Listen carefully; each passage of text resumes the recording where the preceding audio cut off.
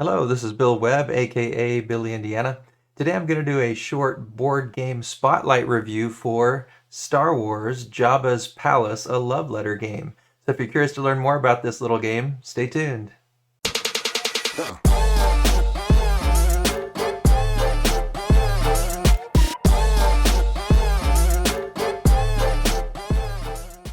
So if you've played a love letter game before, then you know the basic premise is you're going to have one card in your hand, you're going to take one into your hand, and then you're going to choose which one of those you play.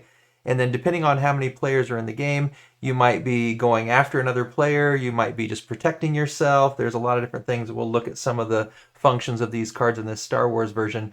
But my wife and I usually play this as 2 players, but as we played this one, it says it can play up to 6, and I think actually it would play very well with multiple players. So let me tell you a little bit about what some of these cards do, and then I'll make sure you do understand how the game works once you've looked at the cards. So one thing that's unique about this Star Wars version is that there are certain cards that are characters from the Empire. So we've got Guard, Salacious Crumb, Mercenary, Bib Fortuna, Boba Fett, Rancor, and Jabba the Hutt. And then we have other characters who are from the Rebel Alliance. And so we've got C-3PO, R2-D2, Chewbacca, Lando Calrissian, Leia, Luke, and Han Solo.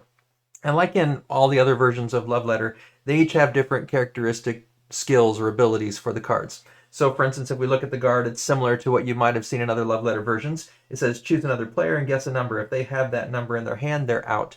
And the goal of Love Letter is you want to be either the last one standing, or at the end of the game, whoever is still left, you want to have the highest card. Now, Star Wars version has a little bit of a twist on that. There are also these 4 cards over here on the side, which are in-game conditions if there is more than one player still in the round. So one of them is just the typical exalted one here, highest number in the hand wins the round. That's what most Love Letter versions ask you to do. But then there's this other one, Jabba's Court, that says highest sum of Empire cards in the play area at the end of the round. And so if you have multiple players still alive at the end of that round, you look at the cards you've laid in front of yourself, you figure out which ones are Empire cards. They all have a little symbol here on the bottom, and they all have a green color to them. And whoever has the highest sum of those Empire cards in their area wins that round.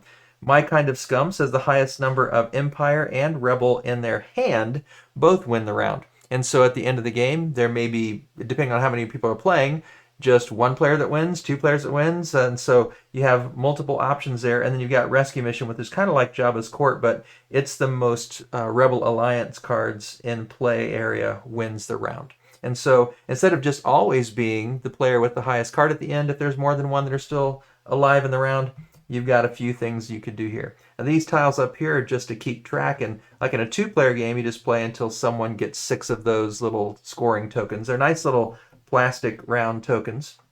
And then in a 3-player game, you play to a different count in 4-player. It's all in this book manual. It shows you how many you would play to for each player count. So there's a little table in here right there that just shows you. And so some of the other cards. So we talked about the Guard. You would pick a player and say, hey, do you have a number 3? And if they do, they're out. For the Salacious Crumb, choose another player and look at their hand. So you can't actually kick them out, but now you know what they have. Then for the Mercenary, choose another player and secretly compare hands. Whoever has the lowest number is out. And now we got Bib Fortuna. Until your next turn, players cannot choose you for their card effects. So just kind of a protection. Boba Fett, choose another player. Take the card from their hand and place it in your play area. So if you're going for one of these that wins you the game, if you have the most of a certain card in your area, that could be a really good one. Rancor says all players with the lowest number in hand except 0 are out. Count up out loud from 1 to find the lowest. And this is an interesting one. This is very different. I haven't played any other Love Letter versions that have one like this. So last night my wife and I forget which one of us played it, but we played it. And so then we each have 1 card in hand at that point, and so we start counting 1, nope, 2, nope, 3, and we both had a 3, so we both died. We were both out of the round. No one got the victory point. Jabba the Hutt, number 8 here. Choose another player. If they have a Rebel card in hand, they are out. And then the Rebel cards are C-3PO, kind of like the Guard. Choose another player and guess a number. If they have that number in hand, they're out. But if they don't, they do the same to you. So kind of a little twist there that I haven't seen in other Love Letter versions. R2-D2, either look at the face down set aside card and choose another player and look at choose another player and look at their hand. So you could look at another player's hand, kind of like Salacious Crumb.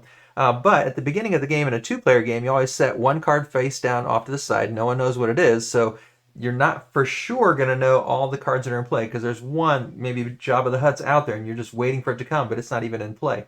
And in a two-player game, not only do you set one over there off to the side face down, you also set 3 face up. So you know there's 3 that are out of the game, but you can see what they are. There's one that's out of the game that you don't know, and then the rest you're kind of figuring out. And every time you play them into your play area, so I say I'm playing Boba Fett, that goes down to my play area face up. And so you can always see what's been played, but there's always at least that one that no one knows.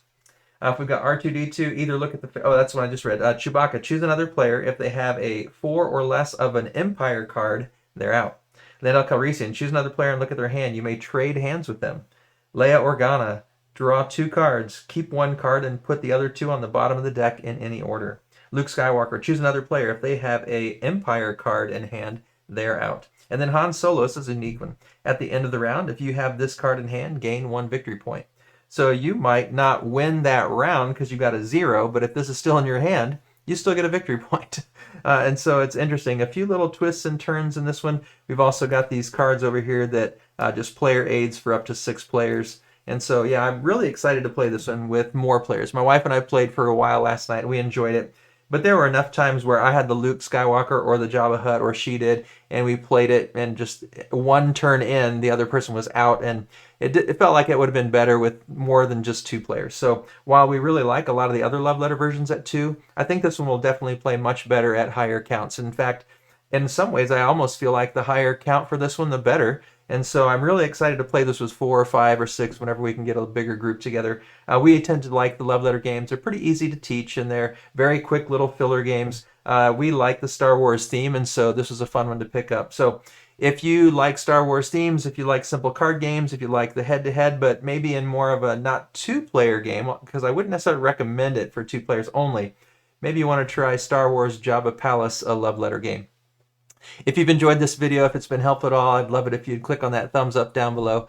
And it would be terrific if you'd also choose to subscribe to the channel. If you have questions about this game, if there's anything that didn't explain thoroughly, or you just want to ask, leave a comment down below. If you like some other version of Love Letter, tell me what your favorite version is down below as well. As always, thanks for watching. This is Billy Indiana, signing off.